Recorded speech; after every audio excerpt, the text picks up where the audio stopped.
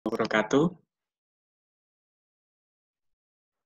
Waalaikumsalam warahmatullahi wabarakatuh. Oke, selamat sore teman-teman semuanya. Terima kasih atas waktunya, terima kasih atas partisipasinya yang sudah mendukung acara kuliah pada sore hari ini. Terima kasih juga kepada narasumber kita pada sore hari ini, Mas Yusuf Rohman, yang sudah menyempatkan waktunya juga. Matur nuwun, Mas Yusuf. Sama-sama. Oke, jadi materi kita pada sore hari ini itu terkait dengan bakat, gitu ya. Jadi kita itu dilahirkan dan diciptakan oleh Allah, Tuhan yang Maha Kuasa, dengan spesifikasi, dengan bakat yang sangat spesifik, yang berbeda-beda bagi setiap orang. Jadi bakat antara orang yang satu dengan orang yang lain itu berbeda-beda. Nah, di sini juga teman-teman kebanyakan di sini saya lihat datanya hampir 50% itu di umur 20 sampai 30 tahun, berarti udah ada yang kuliah, udah ada yang kerja gitu kan. Nah, jadi benar nggak sih apa yang sudah saya pilih selama kuliah ini, apa yang sudah saya pilih dalam pekerjaan saya ini, udah benar nggak ya sesuai dengan bakat saya, sesuai dengan minat saya gitu. Nah, pada sore hari ini kita akan bedah secara mendalam. Nah, materi ini akan disampaikan oleh Kang Yusuf. Beliau adalah praktisi talent mapping. Nah, ntar talent mapping itu seperti apa juga Mas Yusuf ntar yang akan menjelaskannya. Waktunya ntar kita dimulai dari sekarang ya, harusnya jam 4 sampai 17.30. Ntar ada 2 sesi untuk tanya jawab. Aturannya sudah saya kirimkan di grup WA, jadi ntar bisa mengacungkan tangan bagi yang ingin bertanya pada sesi tanya jawab. Ntar setiap satu sesi ada 3 pertanyaan yang akan kita terima, dan ntar ada 2 sesi ya, berarti sesi pertama sama sesi kedua. Gitu. Mungkin segitu aja pembukaan dari saya. Selanjutnya bisa langsung ke Kang Yusuf aja ya. Kepada beliau, Mas Yusuf Rohman, praktisi talent mapping dan asesor, kami persilahkan. Monggo, Mas. Ya, bismillahirrahmanirrahim. Assalamualaikum warahmatullahi wabarakatuh. Selamat sore rekan-rekan peserta. Terima kasih Mas Begjo. Nanti mungkin saya berharap ketika sedang memaparkan materi, silakan dikondisikan untuk di mute ya, terutama untuk yang misalkan situasi di sekitar sedang tidak kondusif. Baik, terima kasih rekan-rekan sekalian atas kehadirannya di sesi kita sore hari ini. Mungkin sesinya kita nggak terlalu serius ya, lebih ke santai sih sebetulnya, kita diskusi santai, dan mungkin di awal saya sedikit menyampaikan pemaparan dulu. Izinkan saya untuk share screen terlebih dahulu, slide-nya.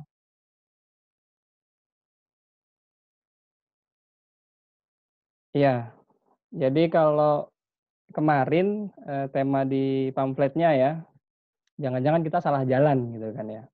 Jangan-jangan kita salah jalan. Saya rasa kalau misalkan kalimatnya seperti itu cenderung negatif, jadi saya untuk judulnya di sini saya pilih Enjoy What You Do for More Productivities gitu ya. Jadi bagaimana kita bisa menikmati apa yang kita lakukan untuk lebih produktif.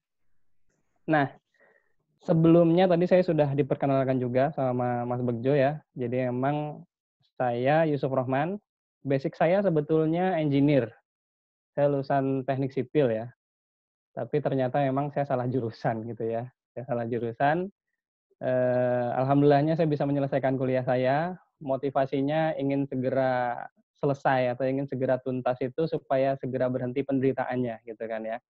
Jadi kalau teman-teman yang lain, teman saya kampus, teman kuliah gitu ya, mereka motivasinya pengen cepat wisuda gitu kan, pengen membanggakan dirinya sebagai engineer. Kalau saya motivasi pengen cepat wisuda ya pengen cepat selesai saja dari semua penderitaan di kampus gitu ya.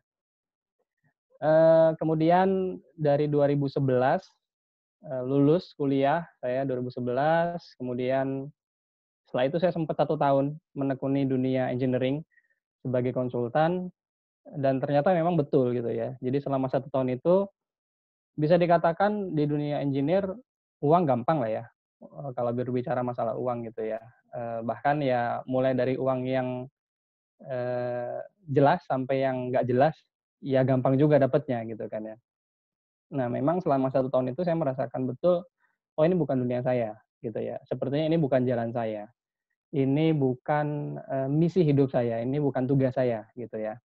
Karena saya meyakini bahwa setiap manusia, setiap kita itu punya tugas spesifik, punya peran spesifik ketika kita dilahirkan ke dunia ini. Secara umum kita bertugas sebagai khalifah di muka bumi ini, gitu ya.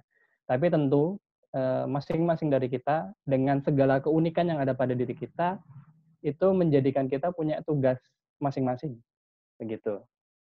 Nah, 2012 sampai saat ini saya menekuni dunia training ya, pengembangan diri, pelatihan, diawali dari trainer palu gada, apa lo mau gua ada gitu ya, mau kasih ada yang tanya, "Mas bisa ngisi training ini?" Ya saya siapkan materinya dan segala macamnya. Baru 2016 saya bertemu dengan Teles Mapping, bertemu dengan founder-nya Abah Rama Royani ya. Jadi Teles Mapping ini petemunya itu namanya Rama Royani.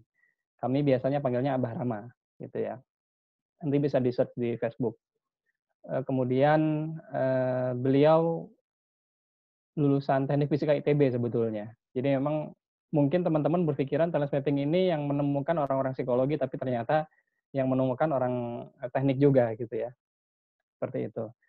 Nah, 2016 sampai saat ini saya fokus di Teles Mapping sebagai praktisi, kemudian juga, membantu ya, terutama teman-teman UMK sih, gitu. Jadi segmen saya biasanya lebih banyak ke business owner, atau untuk team building juga dengan menggunakan pendekatan Teles Mapping, seperti itu. Itu perkenalan singkat dari saya dan silakan nanti rekan-rekan, yang mau interaksi, kontak saya juga sudah ada di sini, monggo bisa dicatat atau nanti bisa minta ke Mas Burjo juga, seperti itu.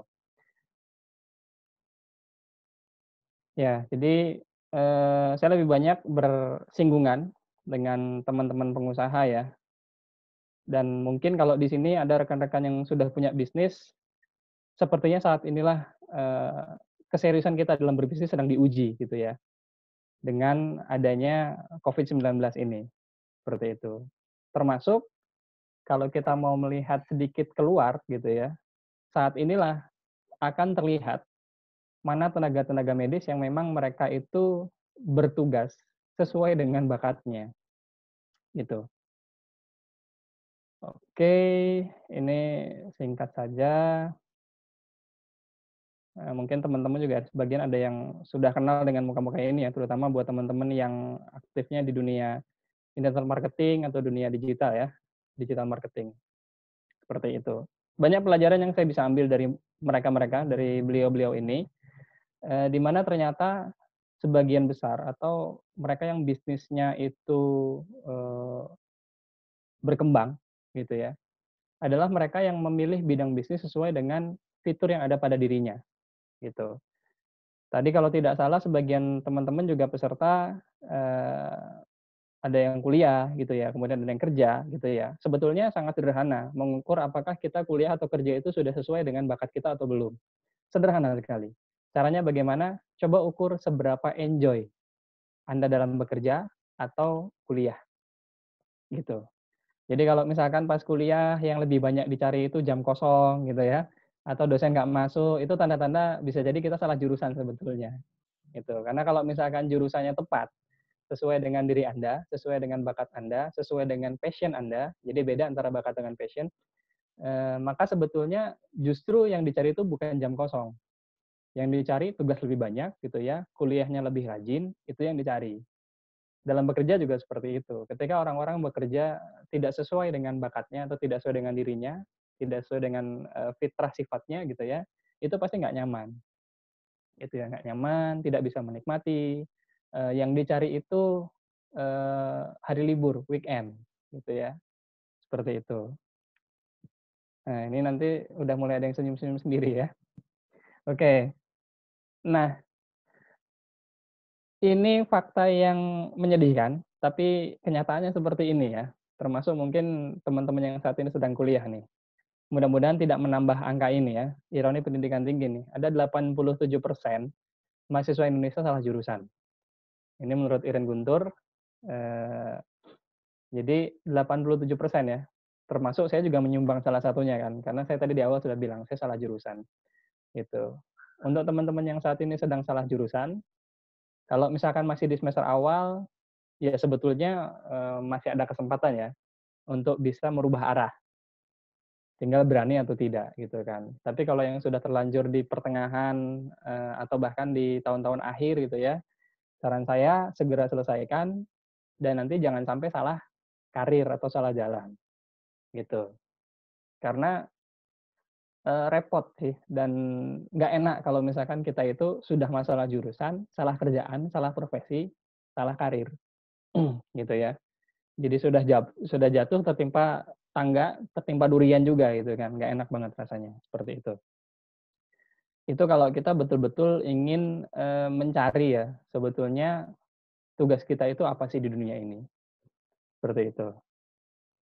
Nah, dari 87% yang salah jurusan itu dampaknya ke mana? Dampaknya, ya ini salah satunya ya, 67% lulusan itu dapat pekerjaan yang tidak sesuai dengan jurusan saat kuliah. Saya cukup sering untuk diminta ngisi pelatihan juga ya untuk pembekalan wisudawan. Saya domisili di Purwokerto, jadi kampus terdekat ada Unsud gitu ya, termasuk alma mater saya juga.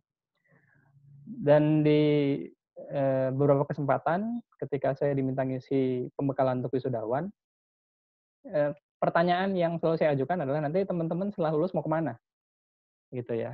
Dan hampir sebagian besar jawaban mereka itu pekerjaan-pekerjaan yang atau profesi-profesi yang tidak sesuai dengan bidang, kuliahnya, gitu. Jadi misalkan kuliahnya MIPA nih, "Gimana lulus mau kemana nanti?" Gitu ya.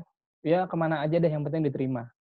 Ya kemana aja deh yang penting kerja," gitu ya. "Ya kemana aja deh yang penting saya, statusnya segera berubah," gitu, dari wisudawan, alumni, langsung jadi entah karyawan atau misalkan sudah bekerja, gitu ya. Nah, meskipun tidak sesuai dengan jurusan, meskipun tidak sesuai dengan bidangnya, ya akhirnya memaksakan diri gitu kan, bekerja tidak sesuai dengan jurusan kuliah. Dampaknya ke mana sih? Mungkin, ada paradoks ya yang terjadi, terutama nanti teman-teman yang kuliah nih ya, eee, ada paradoks yang sering terjadi. Ketika alumni merasa kesulitan mencari pekerjaan, di sisi lain para business owner itu kesulitan mencari karyawan, gitu. Jadi saya melihat dari 2 sudut pandang ya, karena saya sering berdiskusi dengan teman-teman business owner, di sisi lain saya juga sering ngisi pelatihan kan untuk mahasiswa gitu ya. Di mahasiswa atau yang mau lulus itu kan, kekhawatirannya, "Aduh nanti susah dapat kerjaan," gitu kan. Di sisi lain para business owner tuh gelisah, "Ini tuh gimana sih caranya dapat karyawan yang, sesuai ekspektasi," gitu kan ya. Karena ternyata ada gap yang sangat besar nih, antara lulusan-lulusan, perguruan tinggi gitu ya, dengan ekspektasi yang diharapkan di dunia kerja, terutama oleh para, business owner gitu ya, seperti itu, atau user-nya.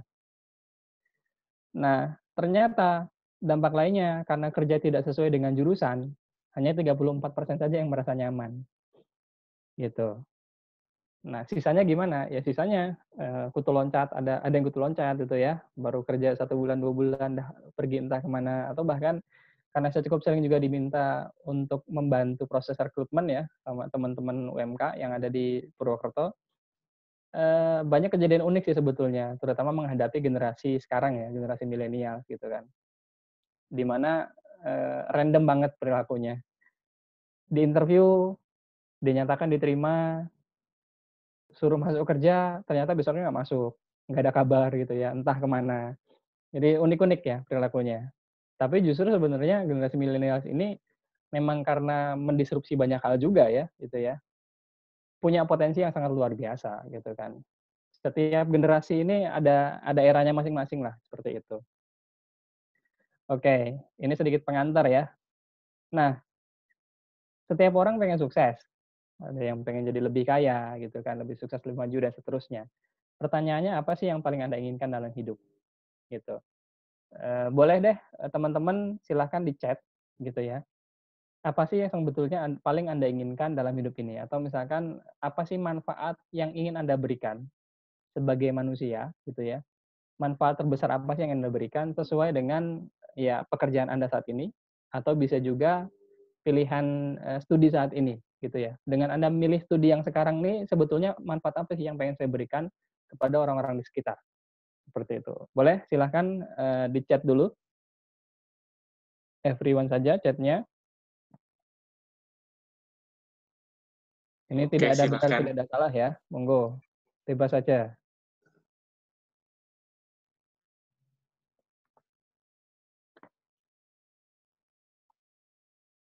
Teman-teman yang masih kuliah, ini kesempatan untuk mikir ya sebetulnya. Karena biasanya belum akan berpikir kalau belum ditanya.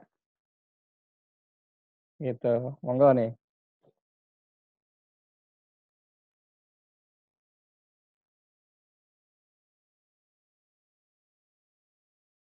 Bisa menjadi jalan rezeki bagi orang banyak. Masya Allah. Siap. Amin ya. Monggo yang lain.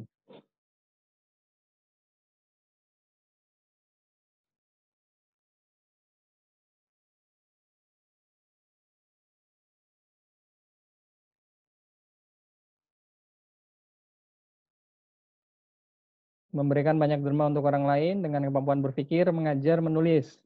Baik. Sudah lebih spesifik ya. Kemampuan berpikir, mengajar, menulis. Berarti ini senang ke arah pendidikan ya, dunia pendidikan.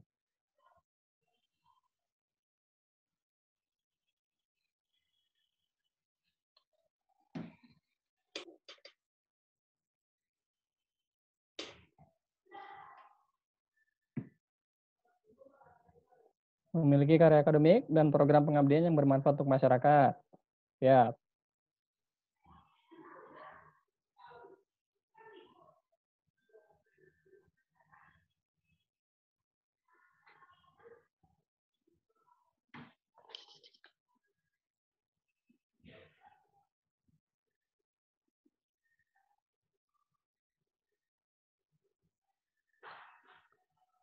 monggo sambil lanjutkan ya chatnya yang lagi ngechat ya.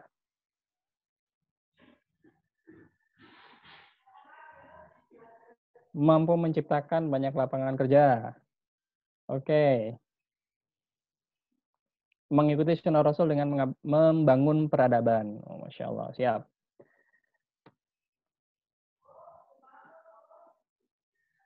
Bisa membantu mencerdaskan anak bangsa dengan menanamkan nilai-nilai agama dan akhlaknya. Oke. Ya, silakan yang masih ngetik bisa dilanjutkan. Saya lanjutkan dulu materinya ya, sambil melanjutkan materi. Tidak bisa dipungkiri setiap orang kalau ditanya pengen sukses pasti gitu ya, pengen sukses. Ketika ditanya versi suksesnya, setiap orang akan punya jawabannya masing-masing. Dan sebetulnya eh, tidak ada jawaban yang pasti benar gitu ya.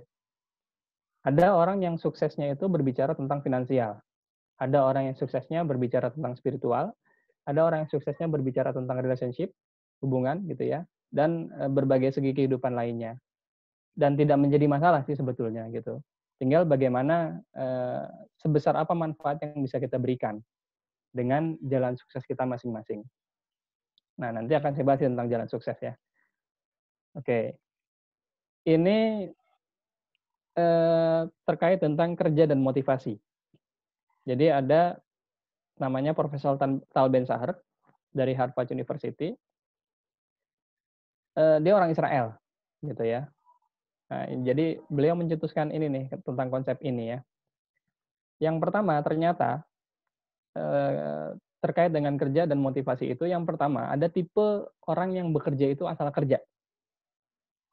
Dan ini yang kebanyakan ada atau bahkan terjadi ya di lulusan-lulusan perguruan tinggi yang ada di Indonesia. Yang penting bisa segera kerja. Kalau orang asal kerja ini motivasinya apa sih? Gaji dan bayaran, gitu ya. Nah, nanti silakan ya teman-teman yang sudah kerja coba dicek ada di level mana nih, ada di level mana gitu ya, sebagai bahan evaluasi diri. Jadi orang yang asal kerja itu motivasinya kerja dan bayaran. Kemudian bekerjanya itu sebagai ya untuk memenuhi kebutuhan hidup aja sih, gitu. Yang penting saya bisa bertahan hidup, yang penting saya bisa makan, gitu ya. Ya udah sampai situ saja. Harapannya nggak ada. Jadi sudah dapat kerjaan, ya sudah melakukan rutinitas harian, bekerja, berangkat pagi, pulang sore gitu kan. Gitu-gitu aja, gitu. Kemudian yang dicari apa sih orang yang asal kerja ini? TGIF ya. TGIF itu apa sih? Thanks God it's Friday. Atau kalau misalkan bahasa Jawanya itu NGIJ ya.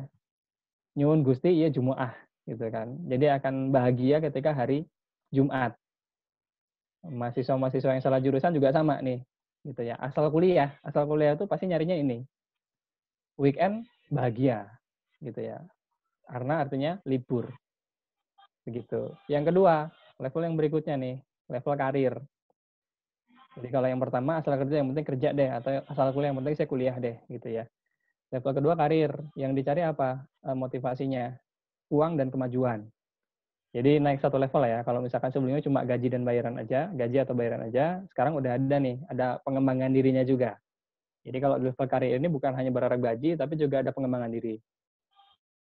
Bekerjanya sebagai perlombaan, gitu. Nyarinya promosi, gitu kan ya, naik jabatan, gitu. Harapannya apa? Kekuasaan dan kebanggaan, gitu ya. Termasuk kalau di kita kan, terutama orang-orang Indonesia gitu ya, kalau misalkan ada istri yang suaminya habis naik pangkat, naik jabatan, dipromosikan, itu syukuran gitu ya. Bahagia gitu kan, traktir teman-temannya gitu. Nah, yang dicari promosi. Nah, level ketiga ini, level panggilan. Level panggilan. Orang yang bekerja di level panggilan, motivasinya apa sih? Motivasinya menjalankan amanah atau perintah dari Allah. Gitu. Bekerja sebagai khalifah di muka bumi ini, itu kan utusan Allah. Harapannya apa? Berkontribusi memberikan manfaat pada orang lain. Nah, yang dicari apa? Ini yang dicari ini yang unik ya. Jadi kalau orang asal kerja nyarinya libur, orang yang di level karir nyarinya promosi. Tapi mereka yang sudah di level panggilan, yang dicari itu tugas lebih banyak gitu. Mungkin teman-teman akan bingung gitu, "Hah? Emang ada orang yang nyari tugas lebih banyak?" Ada gitu kan. Jadi kalau misalkan teman-teman yang kuliah di kampus gitu kan, punya temen yang dia tuh merasa nggak nyaman ketika tugasnya sedikit. Nah, itu adalah orang-orang atau mahasiswa-mahasiswa yang udah di level panggilan gitu ya. Mereka sudah menemukan panggilannya gitu. Yang kerja juga sama. Ketika di pekerjaan itu ada rekan Anda atau bahkan mungkin Anda gitu ya, dapat kerjaan kok cuma sedikit gitu ya, padahal sudah digaji, dibayar gitu ya. Merasa tidak nyaman gitu, "Pak, tolonglah kasih saya kerjaan yang lebih banyak," gitu ya. "Pak, ini saya gimana nih, kayaknya nganggur banget," gitu ya. Itu orang-orang yang sudah level panggilan. Kenapa pengen, tugas lebih banyak? Ya supaya bisa berkontribusi memberikan manfaat lebih banyak lagi gitu, begitu. Loh, kok malah nagih sih? Ya karena mereka bisa menikmati peran mereka, pekerjaan mereka, atau jurusan kuliah mereka, gitu. Oke, jadi, eee, ini konsep kerja dan motivasi ya menurut Profesor Talben Shahar. Nah, harapannya tadi. Nah, kira-kira kalau misalkan saya tanya sama teman-teman nih ya, kira-kira karakter apa aja sih yang dibutuhkan oleh orang yang sukses? Atau sifat-sifat yang seperti apa aja yang dibutuhkan orang sukses gitu ya? Misalkan ya saya tunjukin nih, pekerja keras. Nah, kira-kira kalau orang yang pekerja keras, potensi suksesnya besar nggak nih? Gitu ya. Terus pantang menyerah, never give up, gitu. Kemudian kreatif, fokus, solider sama temennya gitu ya, saling bantu. Help without motive, tanpa pamrih kalau bantuin. Cerdas dan tidak pernah menunda tugas. Kira-kira ini, karakter orang sukses bukan nih? Pekerja keras, pantang menyerah, kreatif, fokus, solider, tanpa pamrih gitu kan ya, kemudian cerdas. dikasih tugas nggak pernah nunda. Ini ciri-ciri atau karakter orang sukses bukan? Ya, sebagian besar kita mungkin sepakat ya, iyalah gitu kan, kalau orangnya pekerja keras, nggak pernah, mengeluh, pantang menyerah, kreatif, fokus, solider, cerdas juga, dan nggak pernah nunda tugas, ini ciri-ciri orang sukses nih gitu kan ya. Ya, faktanya ini juga salah satu yang karakter yang dimiliki oleh, musuh kita ya. Ini karakternya siapa? Karakternya iblis, setan gitu ya. Setan pekerja keras nggak? Oh iya, dia kerja keras menggoda manusia. Gitu ya. Dari zamannya Nabi Adam gitu kan sampai sekarang, mereka nggak pernah berhenti bekerja untuk menggoda manusia, ngajak manusia ikut jalan mereka gitu ya. Pantang menyerah? Ya, gitu ya.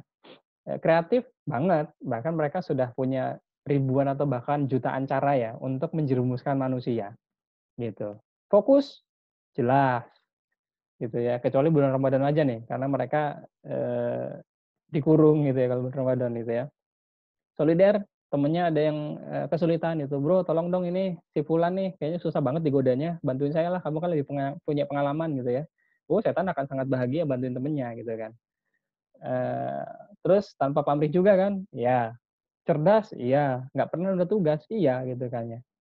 Lah, kalau ini karakter setan terus gimana dong?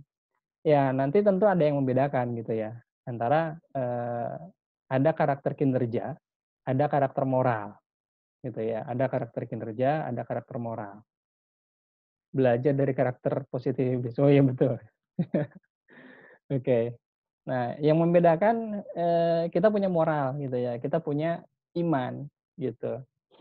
Eee, Setan beriman, sudah sangat percaya dan yakin Allah itu ada gitu kan. Tapi setan nggak taat sama Allah gitu kan, gitu. Jadi, karakter kinerjanya boleh sama, tapi karakter moralnya pasti dibedakan ya dengan setan gitu. Nah, terus teman-teman,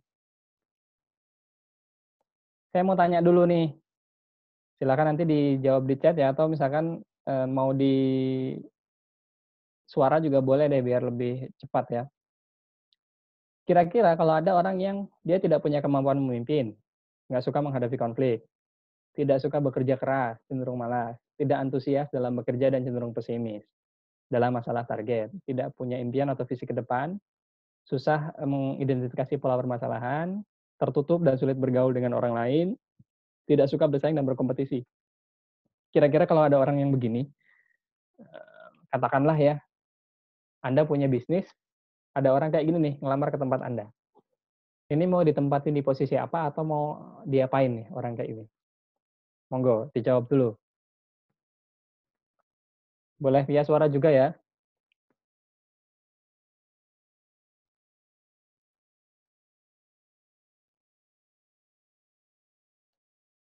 Ini mau ditempatin di posisi apa atau mau diapain gitu ya. Kalau misalkan Anda posisinya sebagai pemilik bisnis,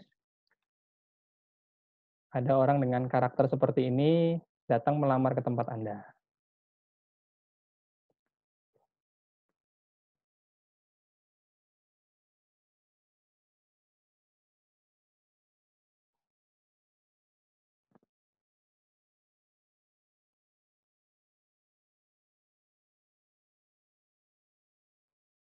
Mengheningkan cipta selesai? Silakan, mana nih yang bersuara? Silakan. Boleh, boleh kasih masukan nih.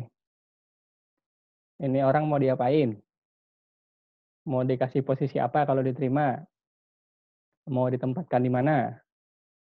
Dapur dengan pressing ketat. Oh siap, di dapur ya.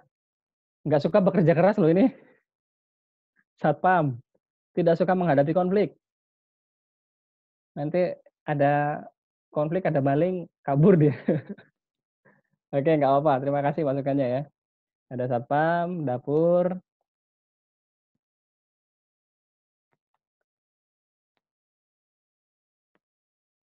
diberikan amanah yang berat. Tuh, di posisi pengajar. Udah amanahnya berat, posisi pengajar lagi ya. Siap, siap. Oke. Tukang bersih-bersih. Di-training dulu 1 pekan, anggap aja percobaan. Jika tidak ada perubahan diberhentikan saja. Oh, ini lebih halus ya caranya ya. Diistirahatkan tapi tetap menjalin silaturahmi. Oke. Ada kecenderungan orang malas cenderung mencari cara termudah untuk menyelesaikan masalah. Oke, menarik. Diikutkan pelatihan motivasi dulu. Oh, siap, siap, siap, siap. Oke, terima kasih responnya teman-teman. Jadi setidaknya saya tidak sendirian di sini ya. Ada opsi cari kandidat lain saja. Oke, kita cari kandidat lain ya. Sopir aja deh. Baik. Oke. Nah, jawabannya menarik ya. Alhamdulillah nih kalau di sini masih lebih memanusiakan jawabannya ya. Karena saya di beberapa pelatihan termasuk saya sempat update status juga ya. Ini udah lama gitu kan. Saya update status, saya tanya nih, kira-kira kalau ada orang kayak gini sifatnya eh, digimanain gitu ya? Apakah diterima atau gimana? Jawabannya unik-unik tuh. Oh itu jadiin maskot perusahaan aja gitu ya. Ya, tukang bersih-bersih aja gitu kan. Atau bahkan ada yang bilang, ini sebelum ngelamar kerja mending suruh ke psikolog aja dulu deh gitu ya.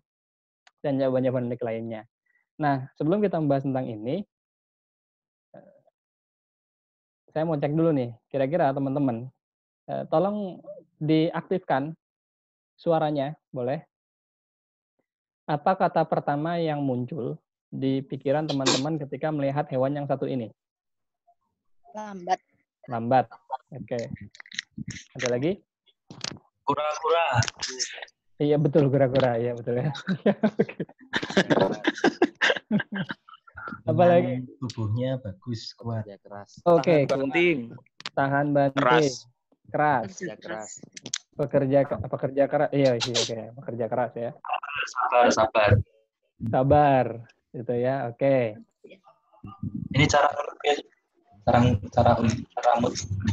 Cara mute-nya tolong dibantu Mas Bugjo. Di mute lagi. Oke. Ya, ketika melihat hewan yang satu ini kita sepakat ya.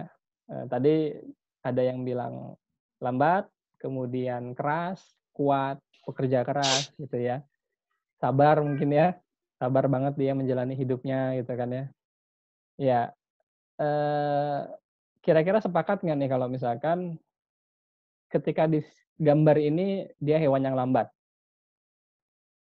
Anggaplah sepakat ya. Nah, pertanyaannya, kalau misalkan di sini dia lambat atau tidak? Ini lambat ya, lambat. Kalau di air kura-kura lambat atau cepat? Cepat. Gitu. Cepat. Ya.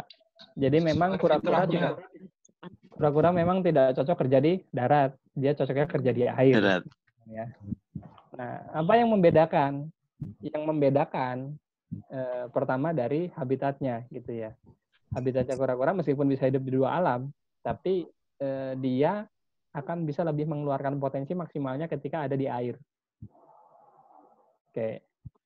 Kira-kira kalau misalkan ya, kura-kura balapan sama kuda, menang siapa?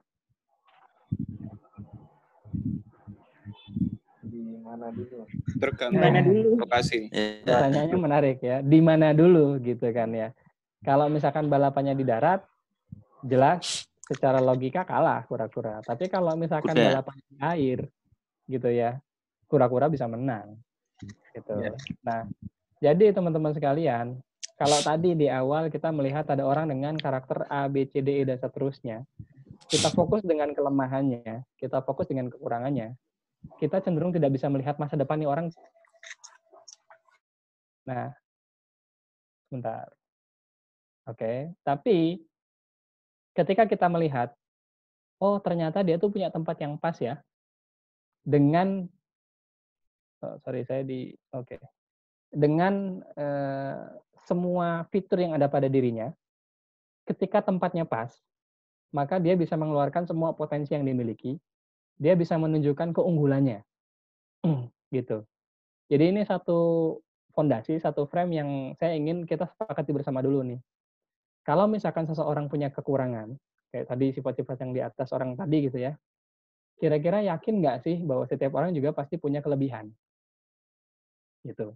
Yang dengan kelebihan-kelebihan itu, maka kita akan punya tempat yang spesifik, peran yang jelas, tugas yang clear gitu ya, sebagai seorang manusia, atau siapapun nanti stakeholder kita gitu. Oke. Nah, jadi dari kasus kura-kura ini minimal ya, poin utama yang ingin saya sampaikan ke teman-teman, seberapa banyak pun kekurangan yang ada pada diri seseorang, yakinlah dia pasti punya kelebihan, gitu ya. Karena kalau misalkan, kelebihan semua ya nggak mungkin juga gitu ya. Nanti yang ada lebih banyak manusia kayak Firaun gitu ya, yang merasa dirinya Tuhan, gitu. Jadi kita diciptakan dengan segala keterbatasan, pasti Allah juga kasih, kelebihan pada diri kita, gitu. Apapun tugas dan peran kita saat ini, yakini bahwa sekecil apapun peran kita pasti memberikan dampak atau manfaat, gitu. Even seorang cleaning service ya, bukan bukan even seorang ya, justru seorang cleaning service itu dia punya manfaat yang besar, gitu. Jadi jangan pernah anggap remeh peran seseorang. Cleaning service, tukang yang ngumpulin sampah gitu ya. Itu mereka punya peran yang besar sebetulnya, gitu. Cuman kita nggak sadar aja, gitu. Nah, kita lanjutkan dulu. Setiap manusia lahir ke dunia membawa sifat, potensi, dan berbagai karakteristik yang menjadikannya unik.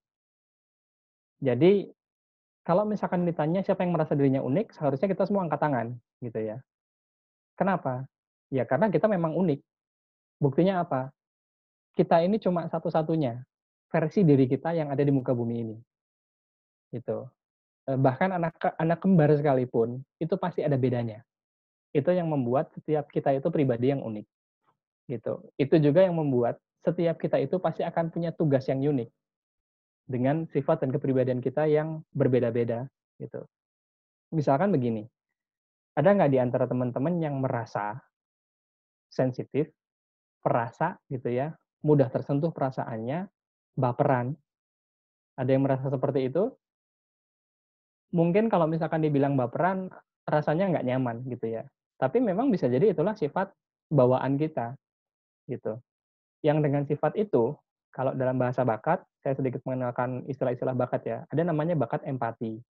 Orang yang berbakat empati itu, sensitivitasnya tinggi, punya sensitivitas perasaan yang tinggi, sehingga mudah tersentuh gitu ya, mudah memahami perasaan orang lain gitu.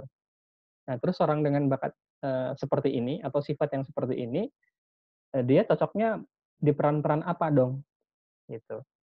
Ketika bakat empati ini ditempatkan di tempat yang tidak tepat, misalkan di lingkungan kerja yang, tingkat stresnya tinggi gitu ya, terus menuntut kemampuan teknis yang, besar juga gitu ya, dia akan kelihatan tidak produktif, dia akan kelihatan kinerjanya turun, performanya, turun terus atau buruk gitu ya.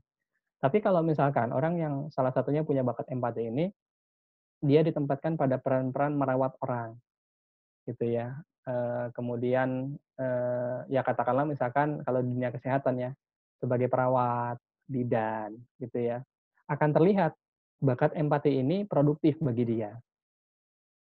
Contohnya gimana? Mungkin teman-teman pernah merasakan ya, periksa ke rumah sakit atau ke dokter gitu ya, terus ketemu perawat yang jutek banget, ada kan? Ada. Rasanya gimana? Nggak enak gitu ya, ketemu perawat yang jutek tuh, "Ini tuh perawat apa bukan sih?" Gitu kan. Saya masuk ke sini bukannya tambah sehat, malah jadi tambah sakit gitu kan, karena stres ngeliat perawatnya, gitu. Nah itu salah satu, ketika perawat atau misalkan orang-orang di tenaga kesehatan tuh, terutama yang perawat ya, tidak punya bakat empati yang kuat. Jadinya gimana? Ya nggak peka sama pasiennya, mau nyuntik asal suntik-suntik aja, nggak lihat kondisinya dulu gitu ya. Termasuk begini, kalau Anda merasa Anda tuh kurang teliti, kurang hati-hati, tidak suka menganalisa, tidak suka berpikir logis, ya jangan maksain diri misalkan kuliah masuk jurusan akuntansi, gitu ya. Atau misalkan kerja maksain diri jadi bendahara pegang keuangan. Ya simply mungkin Anda bisa, kompeten gitu kan. Tapi yang ada, kerjaan Anda akan lebih banyak berantakannya. Karena sifat bawaan Anda tuh tidak mendukung untuk pekerjaan itu, gitu ya. Nah, apa yang bikin kita unik? Karakter fisik kita, tingkat kecerdasan, kepribadian, pola perilaku, konteks historis dan sosial, kemudian lain-lainnya ya, gitu. Jadi sadari saja dengan segala apa yang ada pada diri kita tuh unik. Terima itu dengan segala kelebihan dan keterbatasannya. Dan mungkin sebagian di antara kita atau bahkan mayoritas kita tuh lebih sadar dengan kelemahan kita. Lebih sadar dengan kelemahan kita. Kenapa? Karena itu yang sudah sangat terasa dan mengganggu. Sebaliknya ketika ditanya, "Apa sih kelebihan kamu? Keunggulan kamu apa?" kita cenderung tidak percaya diri dan kebingungan menyebutkannya, gitu ya. Karena kita tidak terbiasa atau bahkan ya mungkin ada ya sebagian di antara kita yang dari kecil tuh lebih banyak dilihat kekurangannya sama orang-orang di sekitar.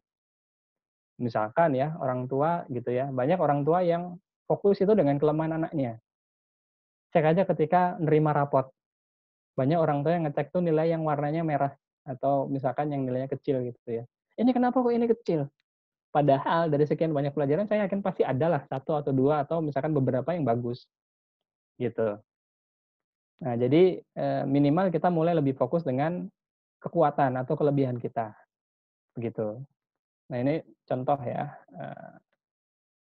nah seluruh karakter ini, tadi ya, keunikan kita itu akan kita bawa sepanjang perjalanan hidup dan dapat digunakan sebagai sumber daya dan petunjuk untuk, menuju kesuksesan kita.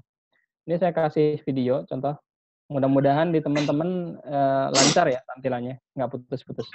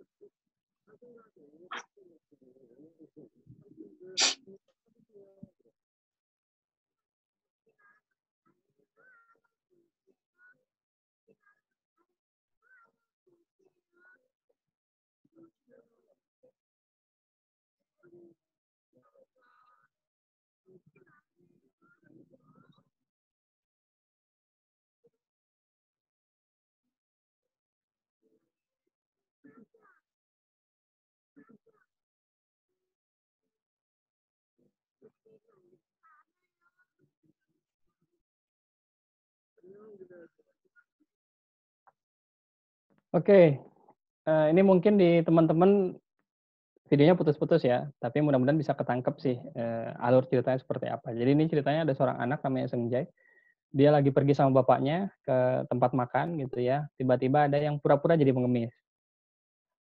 Datang, Sengjai tiba-tiba nangis gitu ya, merasa sedih melihat pengemis ini dan ingin memberikan sesuatu. Nah, ini salah satu contoh bahwa yang namanya bakat atau sifat bawaan kita itu ya sudah ada sejak kita kecil. Bahkan ya sejak lahir, kita tuh udah dikasih satu set sifat gitu ya, yang itu tuh sebetulnya nggak berubah.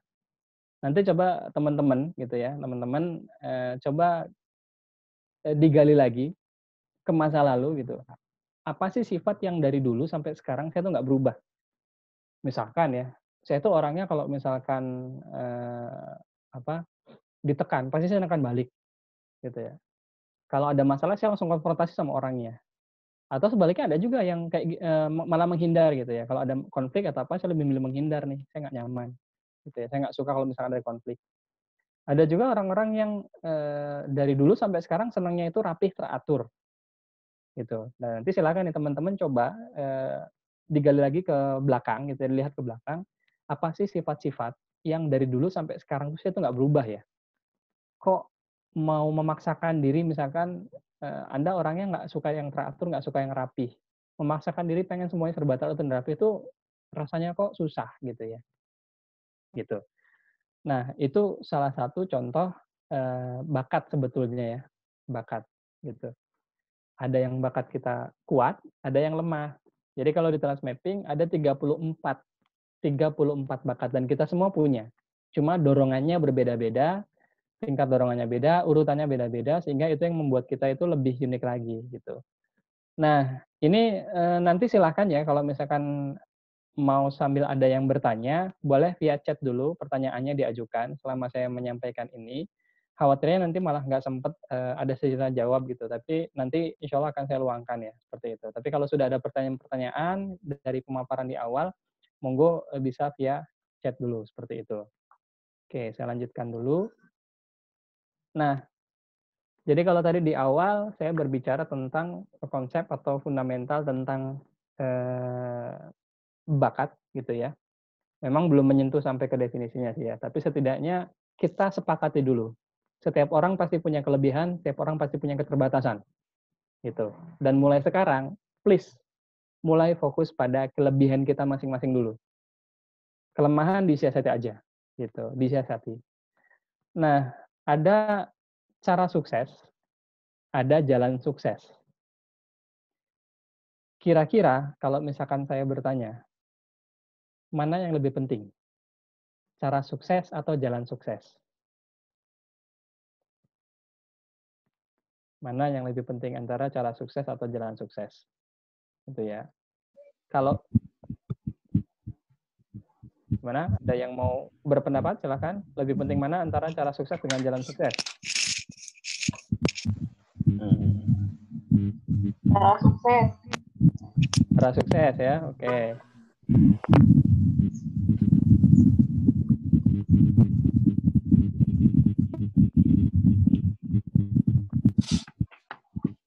Oke, bedanya di mana sih? Oke, saya jelasin bedanya dulu ya.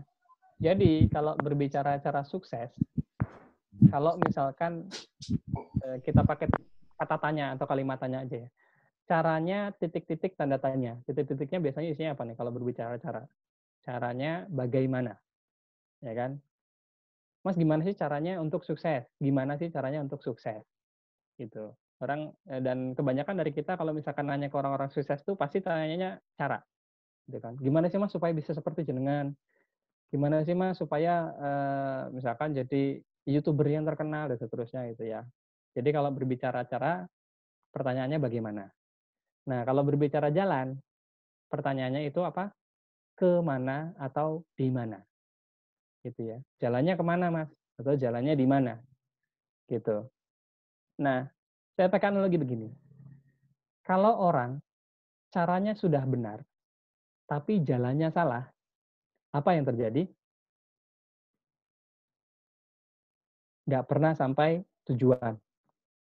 Karena jalannya salah, atau bahkan jalannya tidak ditentukan dulu. Gitu. Kalau orang jalannya benar, tapi caranya salah, apa yang terjadi? Dia sampai tujuan, meskipun lama, karena caranya masih salah. Tapi setidaknya dia sampai tujuan. Nah, kalau orang caranya salah, jalannya salah, sudah jelas lah ya. Dia hanya menghabiskan umurnya saja, gitu ya. Caranya salah, jalannya salah. Nah, tentu yang kita harapkan, caranya benar, jalannya juga benar, gitu ya. Supaya apa? Kita bisa sampai tujuan lebih cepat, gitu. Nah, sehingga kalau kita berbicara mana yang lebih penting, maka seharusnya kita berpikir jalan terlebih dahulu. Jalannya kemana ya? Jalan saya kemana nih? Baru berbicara cara. Karena keduanya juga penting. Kita sudah nemu jalannya, tapi kita nggak pernah mau pakai caranya. Atau misalkan nggak pernah mau bekerja keras. Ya nggak sampai-sampai juga gitu kan ya. Tahu sih jalannya di sini gitu kan. Tapi ya kayak gitu. Nah, ini ada pertanyaan dulu ya. Kalau orang tua memaksa melakukan sesuatu, bekerja, tidak sesuai dengan bakat dan potensi kita, lebih didahulukan berbakti atau mengembangkan diri? Oke, kalau lebih didahulukan pasti berbakti ya, gitu kan. Karena ini sesuatu yang tidak bisa kita tolak, berbakti kepada orang tua. Nah, tapi di sisi lain, masih ada hal-hal yang bisa kita negosiasikan dengan orang tua. terutama terkait pilihan karir, jalan hidup, gitu ya. Kemudian pilihan jodoh juga, gitu ya. Itu hal-hal yang masih bisa kita negosiasikan. Nah, dalam konteks ini tentu ada batasan-batasan, artinya dalam hal kita berbakti kepada orang tua kan ada adabnya ya, gitu ya, ada adabnya. Kita mau berdiskusi sama orang tua juga ada adabnya, gitu kan ya. Nggak boleh bilang A, gitu kan, nggak boleh menaikkan nada suara kita, gitu kan. Jadi saya yakin tetap orang tua masih memberikan ruang kepada kita untuk berdiskusi, berdialog, gitu ya. Apalagi kita sedang mengkomunikasikan atau berusaha untuk mendiskusikan jalan hidup, gitu. Ayah, ibu, ini hidupku. Aku punya jalanku sendiri, gitu ya. Yang perlu kita sadari orang tua itu motifnya baik kok. Ketika orang tua melarang kita, pasti ada motif baik di balik itu, gitu ya. Ketika ada orang tua yang mengarah, udah kamu lewat sini aja, gitu kan. Selalu ada motif baik di balik itu. Kalau saya boleh sedikit cerita pengalaman, setelah saya lulus, orang tua saya karena memang keduanya adalah PNS ya, jadi memang PNS minded banget gitu ya. Pokoknya yang namanya kerja, sukses itu ya ketika jadi PNS. Dan saya tidak mendebat itu dan tidak mempermasalahkan itu. Tapi saya yakin bahwa saya punya jalan saya sendiri, gitu. Sehingga memang sejak lulus kuliah pun orang tua sudah menyarankan, udah daftar CPNS, daftar CPNS. Di situ saya memposisikan diri saya, oke, saya ikuti perintah orang tua, gitu ya. Ya saya daftar CPNS, saya lakukan yang terbaik, saya mempersiapkan diri, gitu kan. Tapi qadarullah ternyata memang saya tidak diterima, gitu ya. Saya nggak lolos lah, gitu ya. Di satu sisi saya bersyukur, gitu ya, karena nggak diterima. Di sisi lain, setidaknya saya menunjukkan bahwa, iya, saya berbakti kepada orang tua saya, berusaha untuk membahagiakan mereka, menjalankan apa yang menjadi perintah mereka. Batasannya selama apa yang mereka perintahkan tidak melanggar perintah agama, gitu ya, seperti itu. Nah, jadi buat teman-teman yang mungkin saat ini pola komunikasi dengan orang tua masih belum terbuka, gitu ya. Coba untuk mulai lakukan pendekatan. Coba untuk mulai membuka dialog, diskusi gitu kan ya. "Ma, Pa, sebenarnya apa sih harapan Mama sama Papa atau Ayah sama Ibu gitu kan ke saya? Pengennya saya jadi orang yang seperti apa?" Karena mereka pasti punya ekspektasi, gitu ya. Ketika mereka menentukan atau memilih jalan gitu ya, mereka sudah punya persepsi, ini tuh jalan yang terbaik buat kamu menurut kami, gitu. Kalau kita tidak pernah membuka ruang dialog diskusi, orang tua tidak akan pernah tahu bahwa kita tuh punya pandangan atau punya pendapat. Seperti itu sih, Mbak Miftah ya. Ini Mbak atau Mas nih? Dari namanya sih Mbak nih. Oke. Nah, saya lanjutkan dulu. Kalau berbicara jalan sukses, apa itu jalan sukses? Kita bisa berbicara karir, profesi, pekerjaan, peran sosial, passion, arete. Kalau bahasa ini arete, kalau bahasa Jepang ada ikigai. Yang suka baca, cari bukunya itu lumayan bagus ya. Terus kalau di bahasa Arab ada istilah syakilah. Gitu. Nanti teman-teman bisa kaji di Quran Surat Al-Isra ayat 83 sampai 85. Bahwa setiap kita tuh punya pembawaan kita masing-masing. Gitu ya. Dan akan punya jalannya masing-masing. Masalahnya adalah Allah cuma kasih tahu sedikit aja tentang diri kita. Gitu. Sehingga disitulah kita perlu untuk menggali lebih dalam. Mencari tahu. Saya ini seperti apa? Fiturnya apa aja nih? Gitu. Yang Allah kasih ke saya. Seperti itu. Oke. Silahkan kalau misalkan ada pertanyaan lagi, saya sedikit loncat nih ya. Oh, sorry. Nah, ini yang tadi ya. Duh, kok nggak tampil nih. Oke. Jadi ini tadi tentang cara dan jalan. Yang tadi sudah saya jelaskan. Kalau caranya salah, jalannya salah, ya nggak pernah sampai tujuan, dan seterusnya. Nah, mungkin kita akan mulai bertanya, lantas gimana cara kita untuk menemukan jalan sukses kita?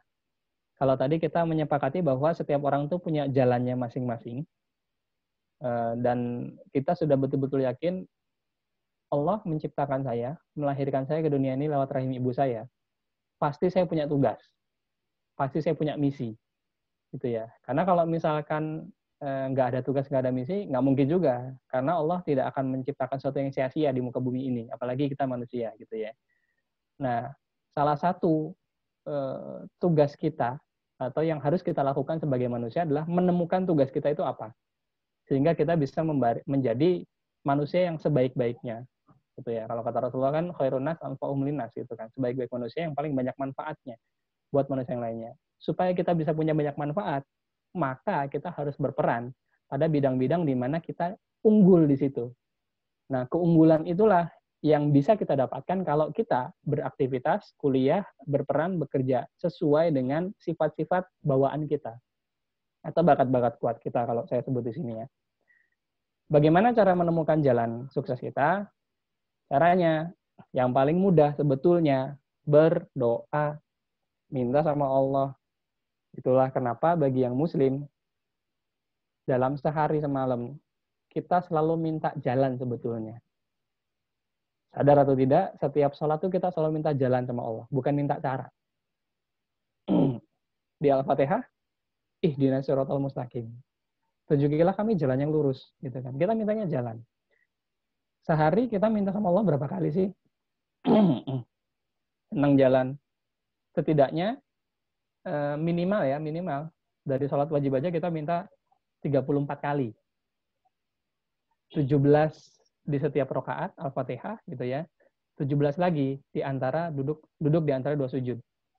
Coba perhatikan doa di antara duduk di antara dua sujud itu kita juga minta jalan. Wah, dini gitu kan. Gitu ya. Jadi cara paling mudah sebetulnya berdoa. Cuman kadang kita manusia tuh kayak sulit sih untuk yakin dan percaya bahwa dengan doa ini sebetulnya udah cukup gitu kan ya. Untuk dikasih petunjuk jalan. Dan kadang kita juga nggak peka sih bahwa sebenarnya misalkan saat ini Allah tuh sedang nunjukin loh, ini loh jalan kamu, tapi kita nggak sadar, gitu. Nah, cara kedua, dengan cara kita menemukan fitur unik yang ada pada diri kita. Sebagaimana layaknya misalkan gini ya, tentara nih, pasti sama yang ngasih tugas dikasihnya senjata dan peluru. Dokter dikasihnya alat suntik, stetoskop dan obat, gitu ya. Terus kalau mekanik, teknisi dikasihnya obeng dan tang dan lain sebagainya. Nggak mungkin yang ngasih tugas itu salah ngasih alat. Nggak mungkin gitu ya. Karena yang ngasih tugas pengen kita itu menjalankan tugas dengan maksimal. Gitu. Nah, jadi nggak mungkin nih kalau misalkan tentara dikasihnya obeng, tang, dan lain-lain. Mungkin kalau dia tugasnya sebagai teknisi gitu di tentara. Tapi secara umum enggak lah gitu kan. Dokter lebih nggak mungkin lagi dikasih senjata dan peluru. Nanti tiba-tiba ada pasien datang, dok saya sakit nih, dor gitu kan, nggak mungkin, mati nanti pasiennya gitu ya. Terus teknisi, nggak mungkin juga teknisi dikasih alat suntik, stetoskop dan obat sama yang ngasih tugas, ini konyol gitu kan ya. Jadi yakin aja deh, yang ngasih tugas kita itu pasti ngasih alat bantunya juga. Tinggal bagaimana kita tahu nih alat bantunya apa, tugas kita apa, gitu. Kan lucu ya kalau teknisi dikasihnya alat suntik, stetoskop dan obat gitu kan. Ada misalkan laptop rusak datang dipakai stetoskop dulu, disuntik gitu kan. Oh ini kayaknya sakitnya ini gitu kan. Nanti dibawa pulang ini tolong diminumin obat ya yang ada rusak laptopnya gitu kan ya. Oke. Gitu. Jadi ini pegangannya kedua nih. Yang ngasih tugas nggak mungkin salah ngasih alat. Yang ngasih tugas kita siapa? Allah. Allah nggak mungkin salah ngasih alat ke kita. Dan Allah memberikan tugas ke kita itu supaya kita bisa menjalankannya dengan maksimal. Supaya kita bisa bahagia menjalankan tugas kita. Supaya kita bisa memberikan manfaat sebaik-baiknya dan sebesar-besarnya. Gitu. Nah, contoh lah ya, kalau kendaraan gitu kan. Bus, ada jendelanya gitu ya. Jendela yang besar, ada kursinya di dalam, ada rodanya. Jadi kita bisa membaca nih dengan desain dan fitur yang seperti ini, fungsinya apa sih? Oh, karena ada jendelanya, berarti dia fungsinya untuk mengangkut manusia. Gitu ya, ada kursinya di dalamnya gitu ya. Terus selain itu ban, ya berarti jalannya di mana? Di darat gitu kan ya. Meskipun ada yang amfibi gitu kan, tapi normally kalau ada bannya ya berarti di darat, di ground gitu ya.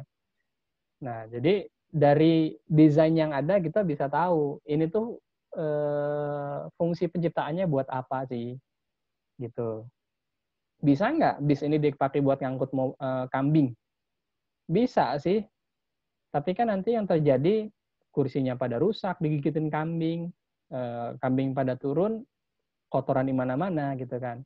Itu yang terjadi ketika satu benda atau kalau di sini mobil ya, bis gitu ya, digunakan tidak sesuai dengan fungsinya. Kita juga begitu. Ketika kita berperan, berprofesi, berkarir, kuliah, tidak sesuai dengan desain kita, yang terjadi apa? Cepat rusak. Gitu. Makanya kalau Anda yang kuliah, yang kerja, gampang stres, cepat capek gitu ya coba introspeksi diri, evaluasi, jangan-jangan salah jalan gitu ya. Jangan-jangan ini bukan tempat terbaik saya untuk berkarya. Jangan-jangan ini bukan jurusan yang tepat buat saya gitu ya. Seperti itu. Oke. Saya mau langsung ke sini deh. Nah, ini sudah jam 5 ternyata ya. Bakat. Dari tadi kita ngomongin istilah bakat. Sebenarnya definisinya apa sih gitu ya. Bakat sendiri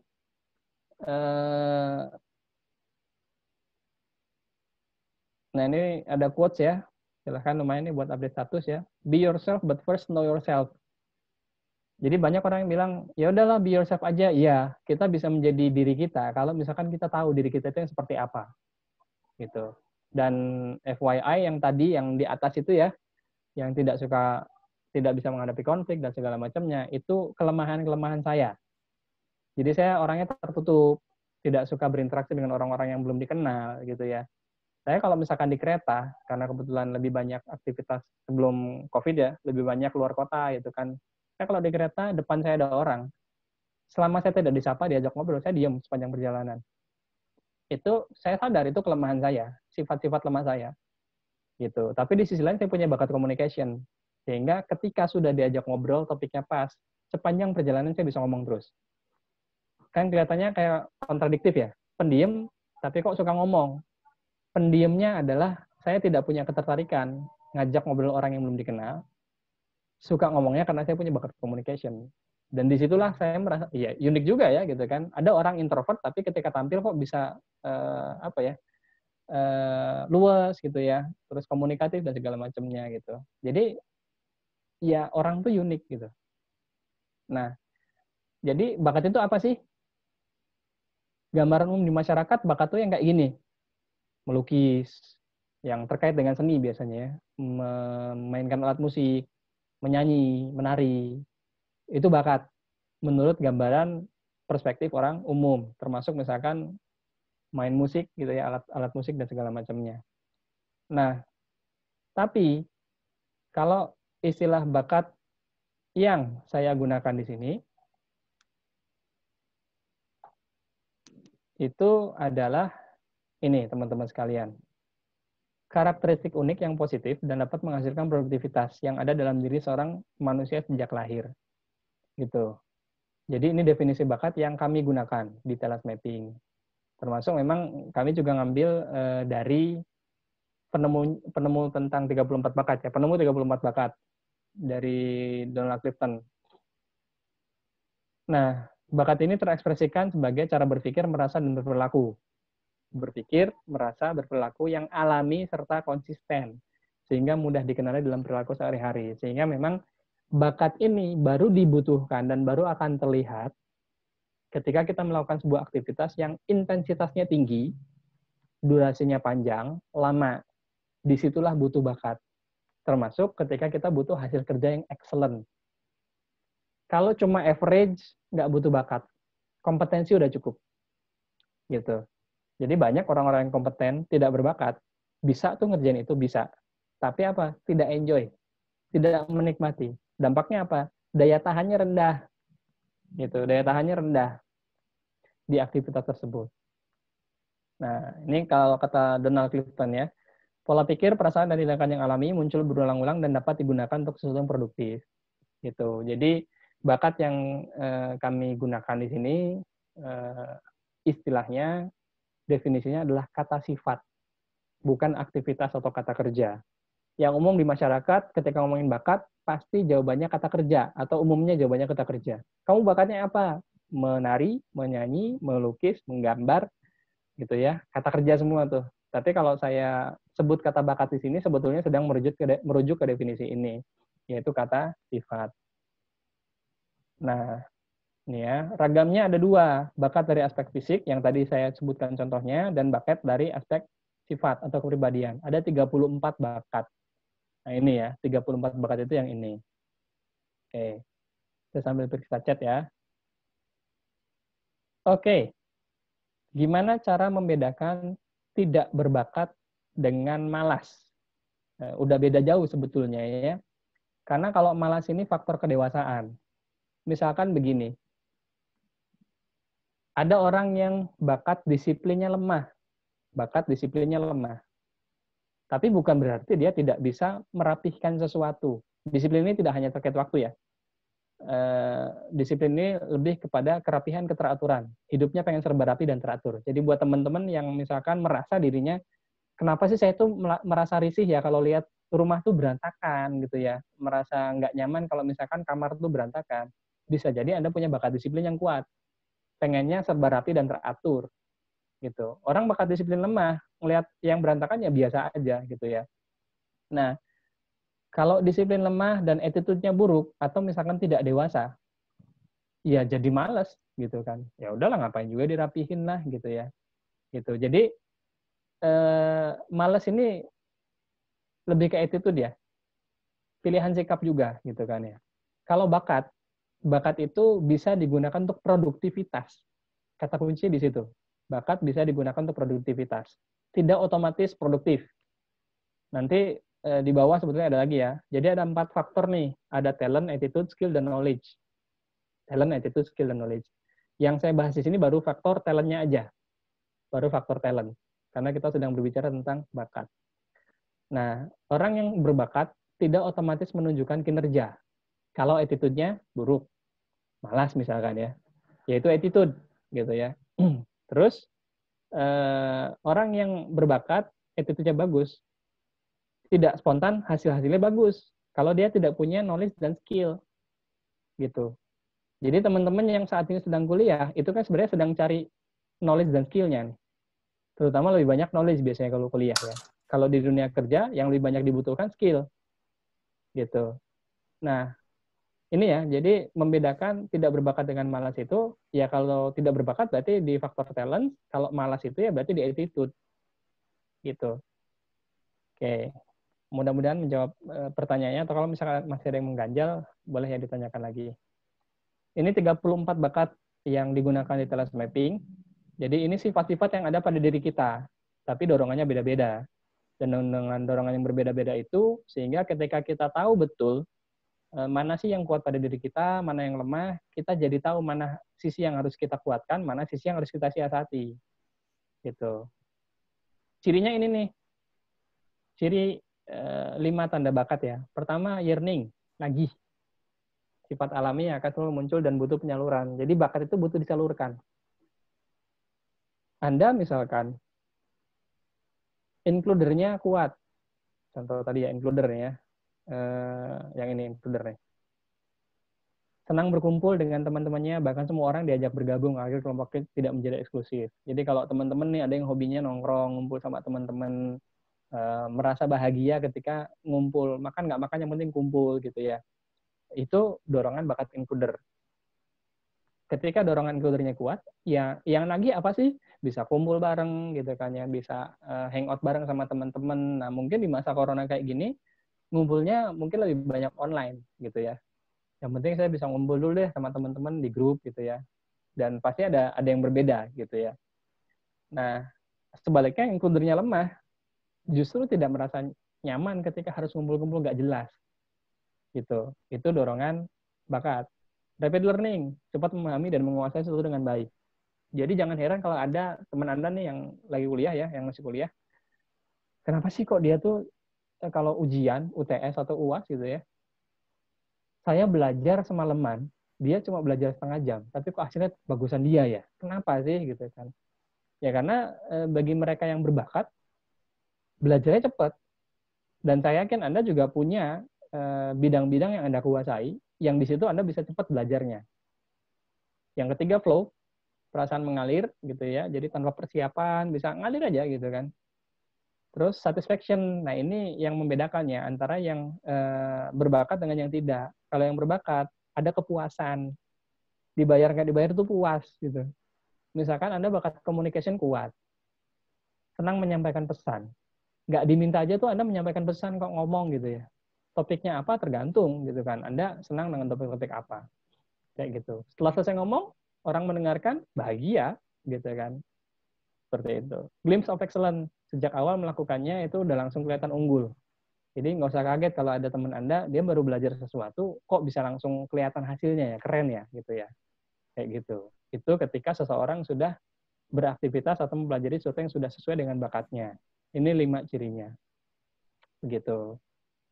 Nah, dari bakat kekuatan, ini yang tadi saya sampaikan, ada talent, attitude, skill, dan knowledge. Untuk memunculkan bakat menjadi sesuatu yang terlihat, itu butuh A, S, dan K. 3 hal ini ya, A, S, dan K. Jadi berbakat saja nggak cukup. Makanya jangan heran kalau ada orang yang bilang, sukses itu 1% bakat, 99% kerja keras gitu ya. Ya di satu sisi saya agak sedikit menolak, tapi iya juga kalau orang berbakat tapi nggak pernah kerja keras, ya sama aja bohong gitu ya. Ibaratnya kamu udah dikasih nih fiturnya, alatnya, tapi nggak pernah dipakai. Ya nantinya cuma apa ya, karatan gitu ya, karena tidak terasa seperti itu. Attitude, ekspresi atau respon suka tidak suka terhadap sesuatu atau seseorang gitu ya. Skill dan knowledge gitu. Skill knowledge bisa ditingkatkan. Attitude juga bisa berubah, tapi waktunya lama. Kalau bakat tidak berubah sama sekali. Dari kita lahir sampai sekarang, bakat kita nggak berubah. Hanya proses pengenalan diri kita yang akan akan terus bertambah seiring dengan pengalaman. Seperti itu. Nah, tadi ada bakat, ada kekuatan. Kekuatan itu apa sih? Excellent, near, perfect performance. Ini mungkin saya tidak bahas detail ya. Intinya, orang dengan sifat tertentu atau dengan bakat tertentu, maka dia akan punya kekuatan atau potensi kekuatan tertentu. Contoh begini, orang yang, ini contohnya nih.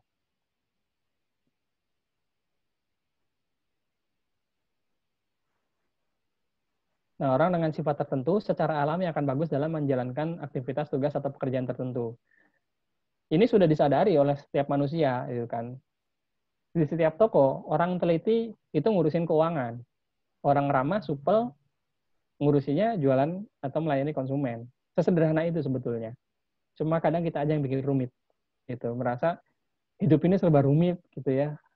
Oh, nggak bisa dong karena begini dan begitu gitu kan. Ya banyaklah gitu. Nah ini aktivitas yang 4E. Jadi ketika bakat sesuai dengan passion kita, peran-peran kita sesuai dengan bakat, passion, dan minat kita ya. Nanti dapat 4E ini. Enjoy, easy, excellent, earn. Senang dan nyaman mengerjakannya, easy, mudah mengerjakannya, excellent, hasil-hasilnya bagus, earn, produktif, menghasilkan. Kalau di anak kuliah biasanya baru 3 aja sih, enjoy, easy, excellent gitu ya. Earn-nya mungkin belum. Gitu. Dan ini untuk aktivitas produktif ya, bukan aktivitas adiktif. Gitu. Jadi kalau anak-anak, wah ini anak-anak kayaknya enjoy banget nih main game, mudah buat dia main game, excellent, hasil-hasilnya bagus juga gitu ya. Berarti dia berbakat di game dong gitu ya. Jadi konteks bakat ini adalah untuk aktivitas-aktivitas produktif, bukan yang adiktif. Mungkin beda kasus kalau misalkan dia memang e-sport atau e-player gitu ya, yang karirnya itu di dunia game. Ya masih bisa lah gitu kan, tapi yang kebanyakan terjadi pada anak-anak main game itu adiktif gitu. Yang salah siapa? Orang tuanya. Karena ngasih gadget tidak sesuai dengan waktunya gitu ya. Oke. Nah, kalau kompeten, tahu teori, bisa praktek, kerja menurut instruksi atau prosedur, mencapai target yang diharapkan. Nah, bedanya kompetensi sama kekuatannya.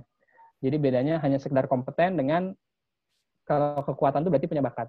Memahami sepenuhnya, menjiwai, menguasai cara alami, bekerja penuh inisiatif dan antusiasme, semakin dikerjakan, semakin bertenaga, dan hasil-hasilnya terbaik dan konsisten. Jadi kalau hanya sekedar bagus sesekali, itu tidak bisa dikatakan bakat, atau tidak bisa dikatakan sebagai kekuatan. Kalau hanya sekali, 2 kali, atau hanya sesekali saja. Seperti itu. Oke, sampai di sini ada yang mau ditanyakan atau didiskusikan sebelum kita sedikit membahas ya tentang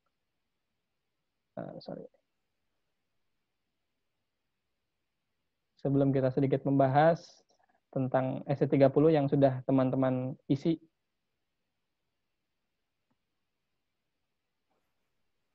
Monggo kalau ada yang mau Oke. bertanya dulu.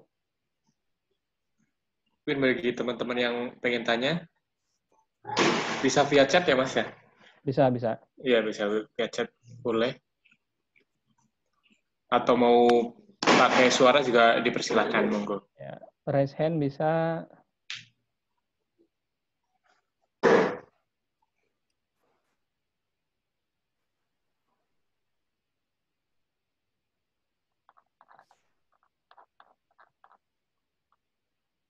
Tadi teman-teman sudah diminta ngisi ini belum ya, yang ST30?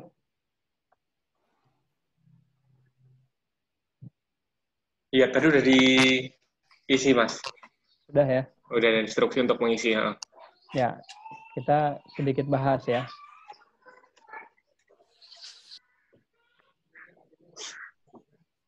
Oke, ini juga salah satu prinsip yang bisa kita pegang nih. I'm not perfect but very special and limited edition. Dah, kita yakin aja, memang kita nggak sempurna. Tapi kita ini spesial kok, dan edisi terbatas. Jadi buat teman-teman yang sekarang masih sering minder, tidak percaya diri, Anda itu spesial dan Anda edisi terbatas. Cuma satu-satunya di muka bumi ini. Kalaupun ada yang mirip, pasti tetap ada bedanya. Gitu ya. Nah, terkait dengan tadi yang sudah teman-teman isi, ST30 yang tampilannya seperti ini, sebetulnya ini juga salah satu tools yang memudahkan kita untuk memahami peran atau tugas atau tipe kekuatan kita. Ada yang mau berbagi hasilnya di sini? Ada yang mau dibahas mungkin hasilnya?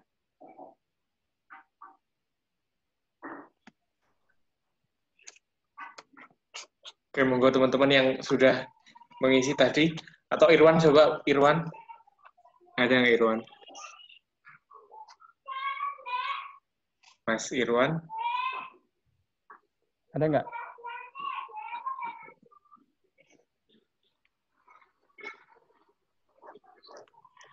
Oke, saya kasih gambaran cara bacanya ya.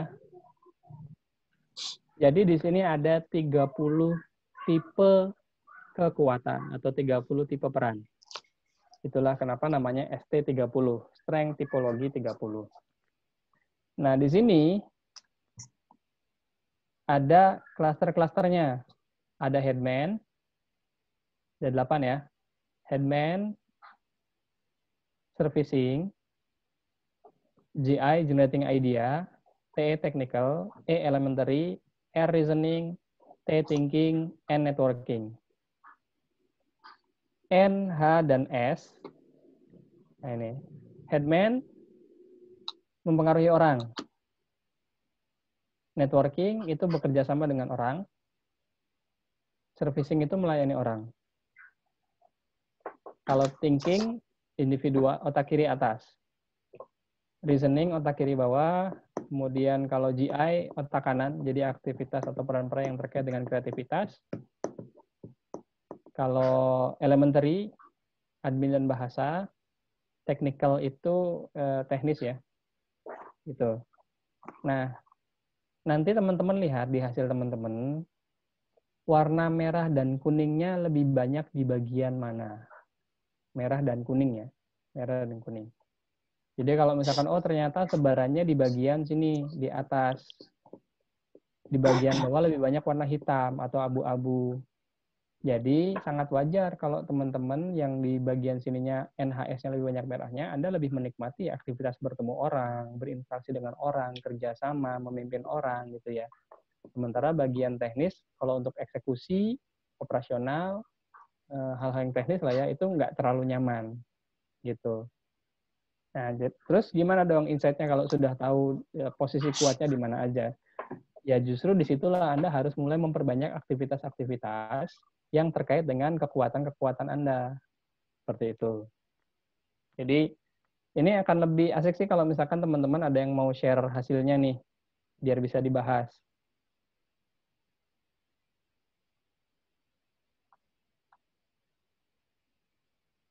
Gitu. Jadi kalau yang servicing merah di sini gitu ya, wajar kalau Anda orangnya nggak enakan, senang bantu melayani orang, nggak tegaan gitu ya. Terus kalau misalkan di bagian CMD-nya warna merah, wajar kalau Anda orangnya senang ngegas gitu ya. Ngegas dalam artian ya tadi, nggak suka ditekan, ketika ditekan akan balik, butuh kejelasan gitu ya. Terus kalau misalkan di sini, di GI ini Anda banyak merah kuningnya gitu ya, wajar kalau Anda orangnya kreatif, senang atau mudah untuk memunculkan ide-ide baru, gagasan-gagasan baru. Sebaliknya yang di sini warnanya hitam, di GI ini warnanya hitam, wajar kalau bagi Anda memunculkan ide baru tuh kok susah banget ya. Berpikir kreatif tuh kok kayaknya susah ya. Ya berarti hindari peran-peran atau tugas-tugas yang terkait dengan yang warna hitam. Gitu.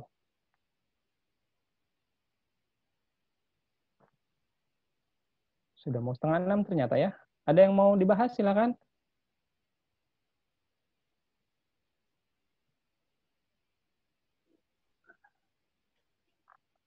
Supaya bisa dapat gambaran utuhnya.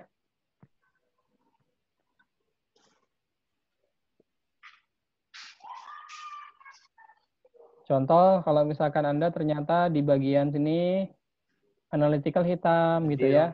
Ya, Mas, siapa nih? saya Givari. Givari. Gimana Givari? Ya, saya sudah tanya di chat. Ya, Mohon izin saya share ya hasil yang saya siap. tadi. Saya stop share dulu ya. Oke, silakan. Ya, ini sebentar. Nah, ya, ini hasil yang saya. Coba agak ke bawah Mas biar kelihatan semua. Itu yang atas. Oke. Iya. Nah, nyambung dengan pertanyaan saya tadi, Mas. Saya merasa memang potensi atau bakat saya ya insya Allah dalam map ini benar, sudah sesuai lah. Saya merasa sesuai pun dengan kekurangan saya. Tapi dalam hati kecil, saya sebetulnya ada keinginan untuk berwirausaha. Oke. Nah, artinya sebetulnya hari ini saya menjadi akademisi di kampus, tapi dalam hati kecil saya ingin berbisnis begitu ya. Nah, tetapi memang unsur-unsur pendukung bisnis itu justru kelemahan saya. Misalnya saya nggak terlalu pede menawarkan yang saya miliki misalnya, dan kurang tegaan dalam berbisnis gitu kan. Untuk menawarkan harga itu saya kurang tegaan. Nah, bagaimana kira-kira sarannya? Oke. Nah, ini menarik ya, kita bahas nih. Dari mana sih kurang tegaan itu muncul kalau misalkan kita lihat dari peta strength tipologi ini. Jadi di satu sisi, commander-nya kuat nih, tapi caretaker-nya juga kuat. Ini saya sebut istilah-istilahnya, ada commander, ada caretaker. Commander ini tadi, orangnya senang dengan kejelasan, butuh kejelasan. Jadi Mas Givari ini paling nggak suka dengan hal-hal yang tidak jelas, atau serba tidak jelas. Gitu. Merasa seperti itu nggak, Mas? Tetap diaktifkan aja, Mas, speakernya. Ya. Kemudian? Ya, merasa begitu, Mas. Ya, senang berpikir efektif, efisien. Terkait ya efisiensi ya, lebih tepatnya efisiensi, karena ranger-nya juga kuat. Nah, tapi karena caretaker-nya merah, punya sensitivitas perasaan. Jadi tadi nggak tegaannya muncul dari tipologi yang ini, yang caretaker ini. Orangnya peka gitu ya. Dan ini bukan sesuatu yang kontradiktif. Loh, saya tegas tapi kok nggak tegaan. Ini bukan sesuatu yang kontradiktif, karena ini dua sifat yang berbeda gitu ya. Empati dengan komen. Empati itu tadi sensitivitas perasaan, kalau komen kejelasan, ketegasan gitu ya. Memunculkan kejelasan orang komen itu. Nah, jadi memang dengan adanya bakat komen dan caretaker, commander dan tipologi commander dan caretaker yang kuat, sebetulnya kalau misalkan Mas Givari ini memimpin tim, itu punya keunggulan dalam memilih dan mengelola tim, serta apa ya, kalau saya boleh bilang itu, Mas Givari perlu melatih gimana sih takaran yang pas megang seseorang. Kenapa saya bilang begitu? Karena orang empati kuat itu punya kepekaan perasaan, gitu ya. Jadi tahu nih, oh dia nih perasaannya lagi kayak gimana. Selektornya juga kuning. Mas Givari senang ngamatin orang nggak? Ya. Apa yang biasanya diamati dari seseorang? Apakah pola perilakunya, bahasa tubuhnya, atau misalkan ekspresi wajahnya, atau apanya? Ya, misalnya respon ke saya, misalnya. Respon ke saya. Misalnya saya memberi instruksi, atau saya berkomunikasi, kok ini kurang bagus. Saya langsung merasa sedikit baper. Ini ada apa? Apakah saya salah? Atau seperti apa? Nah, kadang gitu. Ya, bapernya itu memang dari caretaker-nya ini, Mas. Tapi sebenarnya balik lagi ke... balik lagi mana? Balik ke caretaker tadi, Mas, dengan komander tadi. Sebetulnya akhirnya implikasinya adalah kalau ke bisnis misalnya saya apa ya, lebih banyak aktivitas sosial mungkin ya. Jarang kadang kemudian melipat gandakan keuntungan dan sebagainya, kadang nggak sampai hati begitu. Maka sebenarnya saya punya aktivitas entrepreneurship atau sociopreneurship lah mungkin. Konsepnya wisata sejarah. Tetapi saya banyak dimotivasi orang, itu sangat bisa diakumulasi menjadi satu bisnis yang baik. Tapi saya bilang saya nggak tega ya gitu kan. Saya merasa ini semi sosial gitu loh. Nah, saya contoh. Jadi justru kalau misalkan saya lihat di sini ya, dengan adanya edukator, motivator gitu ya. Edukator, motivator, kemudian caretaker, commander, arranger, lebih banyak di bagian atas gitu ya. Ini sebetulnya salah satu aktivitasnya memang yang berinteraksi, bekerja sama dengan orang lain. Dan sebetulnya tidak ada keharusan sih, menurut saya Mas ya, tidak ada keharusan yang namanya bisnis itu ya katakanlah selalu berbicara uang gitu ya, selalu berbicara tentang materi gitu. Bisa jadi sebetulnya yang sudah dijalankan saat ini itu sudah tepat gitu ya. Cuma persepsinya saja tentang ternyata bisnis itu nggak semuanya kok berbicara tentang materi gitu ya. Bisa jadi justru dengan bisnis itu jadi wasilah kita gitu. Jadi wasilah jalan kita untuk, kalau ini kan tadi konteksnya Mas Givari itu wisata sejarah ya. Ya. Wisata sejarah. Ya dari dorongan edukator ini, dorongannya kan ingin mengembangkan orang lain, ingin melihat orang lain maju dan berkembang gitu ya. Tapi bukan berarti dan juga sebetulnya lebih misi preservasinya. Preservasi cagar budaya di situ begitu. Ya. Jadi kadang ya charging-nya harga juga nggak terlalu mahal ya, sebenarnya. Betul. Tapi mau dinaikkan nggak tega, misalnya semacam itu. Ya. Memang kalau untuk yang terkait dengan finansial, butuh dibantu, Mas. Karena di sini analytical sama treasury-nya hitam. Yang namanya bisnis kan operasional harus tetap jalan nih. Meskipun misalkan nggak tega, tetap nih ada standar minimal kan ya, gitu kan, untuk operasional tetap jalan. Nah, analytical treasury yang hitam ini memang nanti akan sangat butuh dibantu sama orang-orang yang teliti, hati-hati, kemudian juga senang menganalisa. Ya orang-orang keuangan lah yang memang mereka punya potensi kekuatan di situ. Gitu. Merasa ceroboh, Mas? Atau kurang hati-hati, kurang teliti? Ya, dalam apa kalkulasi keuangan ya beberapa hal, dalam beberapa hal. Tapi maksud saya dalam konteks, maksud saya lebih apa ya? Kalkulatifnya ya cul gitu aja, misalnya ini memang harus urgent, ya sudah dikeluarkan saja, nggak perlu kemudian terlalu banyak mikir misalnya. Misalnya atau contoh kecil belanja misalnya, ini di toko itu misalnya diskusi dengan istri, di toko itu lebih murah, tapi menurut saya nggak apa-apa lah, toh berapa sih selisihnya kadang. Nah mungkin sisi lain-lainnya pengaruhnya juga ada gitu di situ. Iya betul. Ya. Jadi emang nggak terlalu memperhatikan hal itu. Padahal mungkin untuk seorang entrepreneur itu penting gitu kan. Iya betul. Jadi memang ya simply karena ini nih Mas.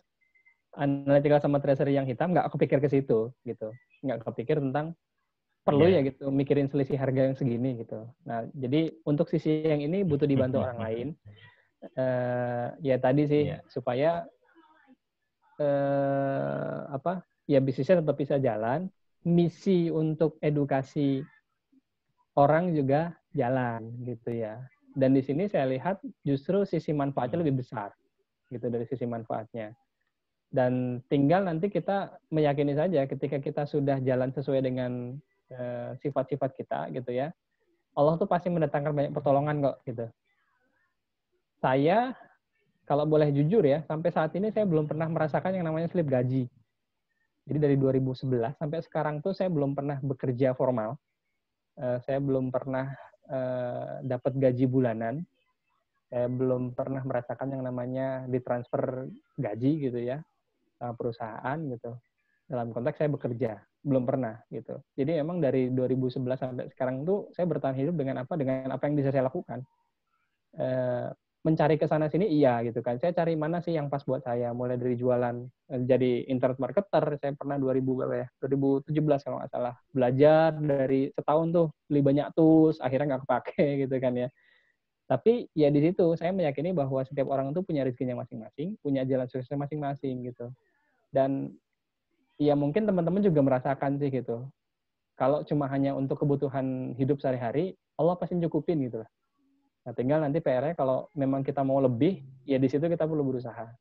Yang penting kita berusaha sesuai dengan jalan sukses kita. Memang kalau Mas Givari ini nggak bisa jauh-jauh dari dunia pendidikan sih Mas. Itu karena edukatornya kuat, tapi tidak masuk ke ranah teknis. Karena di bagian teknikalnya lemah nih. Jadi kalau hindari bisnis kuliner, enggak deh gitu ya. Atau yang produksi massal. Sepertinya soul-nya nggak di situ atau dorongannya nggak ke situ gitu. Tapi kalau terkait dengan edukasi, ini topik yang bisa dimaksimalkan gitu. Termasuk boleh kita berpikir karena Mas Givari kan empatinya kuat nih ya gitu ya. Ya gunakan saja empati itu tuh untuk mencari kebutuhan pasar tuh apa sih terkait dengan pendidikan. Itu bisa gitu. Nah, nanti sisanya bisa gunakan komendernya untuk menciptakan kejelasan. Oke, bisnis is bisnis gitu kan. Tetap kita harus berbicara angka, berbicara data gitu ya. Maka otomatis nanti akan berbicara perencanaan juga. Gitu. Di satu sisi Mas Givari punya adalah ide-ide karena kreator synthesizer ya, suka banyak inspirasi ketika ngumpulin referensi yang banyak dari luar gitu ya. Ada ide-ide baru yang muncul. Nah, memang di sisi lain butuh dibantu untuk menurunkan ide itu menjadi rencana yang konkret, detail, karena strateginya lemah nih. Jadi cenderung agak kesulitan menemukan jalannya. Jalannya harus lewat mana ya? Mulainya dari mana ya? Gitu ya. Saya kadang acak orangnya. Ya, kayak gitu. Ya, saya akui itu.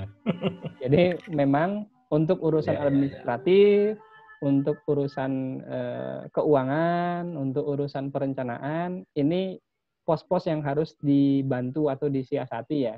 Gitu. Entah misalkan dengan ada teman diskusi, atau kalau memang mungkin kan ada yang memang khusus ngurusin itu, gitu. Sehingga nanti Mas Givari fokusnya itu berpikir program-program pendidikannya apa lagi nih, gitu kan. Terus termasuk mengelola sumber dayanya seperti apa, gitu. Jadi lebih di posisi di atas sih, leading, gitu, nge-lead.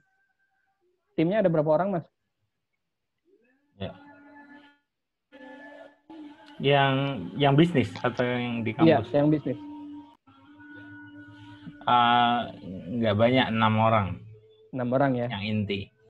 Oke. Nah, itu monggo nanti yang 6 orang ini. Dan saya rasa dengan bakat tipologi selektor yang ada ini, memudahkan juga Mas Givari untuk menempatkan 6 orang ini sesuai dengan posisinya atau sesuai dengan potensinya. Gitu. Ya, sebenarnya teman-teman yang ada di tim, dia sudah berada di posisi masing-masing sih dengan potensi mereka gitu. Cuman memang secara umum kami belum, nggak tegaannya agak sama gitu. Itu yang akhirnya menjadi semi sosial. Justru di situ kekuatannya, Mas. Karena kan ini bisnisnya sebetulnya edukasi ya. Dan justru ketika orang-orang di dalamnya itu sama-sama punya edukator, disitulah ada kesamaan misi. Malah lebih klop sebetulnya gitu. Jadi kalau di kami ketika kita berbicara bisnis, maka core talents dari bisnis itu pasti dipengaruhi oleh core talents founder atau owner-nya. Yang ini nanti akan mempengaruhi rekrutmennya atau misalkan membangun timnya yang seperti apa. Saya ambil contoh ya sekaligus penutup ya, mungkin ini sudah mau maghrib ya. Contoh KAI. KAI itu 2006 kalau tidak salah ya mulai menggunakan talent mapping untuk ngerombak nih besar-besaran gitu ya.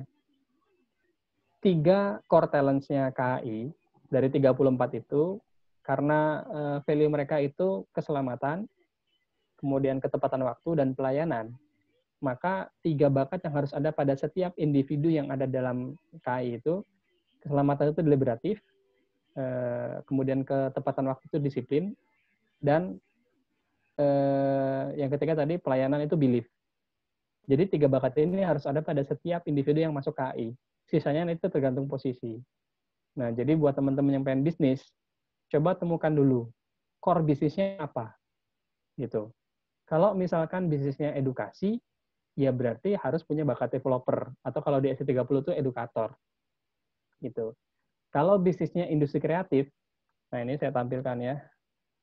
Kalau bisnisnya industri kreatif, ya berarti harus punya tipologi yang di sebelah sini, gitu, GI.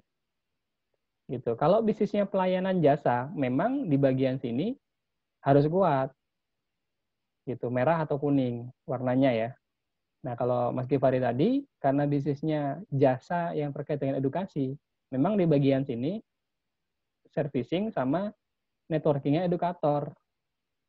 Saya rasa secara pilihan bisnis sudah pas gitu ya. Tinggal nanti bagaimana sistemasi bisnisnya, gitu Mas. Itu sih sedikit masukan dari saya, termasuk tadi ya untuk ngisi pos-pos yang kosong ini, coba dilihat dari tim yang ada siapa yang bisa ngisi bagian sini, kemudian juga tadi yang strategis di sini, sama teknisnya, seperti itu. Ya, siap Mas Yusuf. Ya, sama-sama. Nanti kalau mau diskusi lebih lanjut boleh japri ya Mas Givari.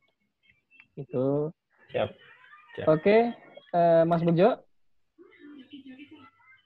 Mas Bejo masih ada? Ya, karena sudah maghrib ya sepertinya.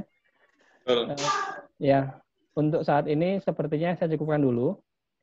Mudah-mudahan kita ada waktu atau kesempatan lainnya nanti bisa diskusi lebih lanjut lagi, termasuk kalau teman-teman pengen bahas nih hasilnya sesuai dengan konteks aktivitas saat ini, entah yang masih kuliah atau misalkan yang sudah kerja atau yang mau bisnis, seperti itu. Ada yang chat nih. Sebelum saya tutup, saya mau lihat chatnya dulu. Oh, matur nuwun. Ya, siap, sama-sama. Oke. Penutup, fokus pada kekuatan atau kelebihan, siasati keterbatasan. Jadi teman-teman sekalian, tadi ya, be yourself but first know yourself. Ini penting banget sih. Saya baru kenal diri saya itu ya setelah selesai kuliah, dan menurut saya terlambat. Tapi bagi saya, ya bisa dibilang nggak ada kata terlambat lah, gitu kan. Selama masih diberikan nafas, kehidupan sama Allah, gitu ya. Ya di situ artinya Allah masih memberikan kepercayaan pada kita untuk menjalankan tugas kita sebagai manusia. Terima kasih untuk teman-teman yang masih stay tune sampai akhir nih. Ada 19 orang. Mudah-mudahan di kondisi saat ini kita masih bisa tetap produktif, tetap sehat, jaga kesehatan juga, dan mudah-mudahan wabah ini cepat berlalu ya, supaya kita bisa kembali beraktivitas normal. Terima kasih. Assalamualaikum warahmatullahi wabarakatuh. Waalaikumsalam warahmatullahi wabarakatuh. Saya kembalikan ke Mas wabarakatuh. Ya, oke. Terima kasih kepada Mas Yusuf atas pencerahannya dan atas ilmunya. Sangat bermanfaat untuk kita semua. Oke, karena ini waktunya sudah menunjukkan maghrib, saya akhiri. Terima kasih kepada seluruh teman-teman semua, seluruh partisipan, atas waktunya, atas kesempatannya. Matur nuwun, sampai ketemu lagi di lain kesempatan, di lain sesi. Saya tutup. Wassalamualaikum warahmatullahi wabarakatuh. Waalaikumsalam warahmatullahi wabarakatuh. Waalaikumsalam warahmatullahi wabarakatuh.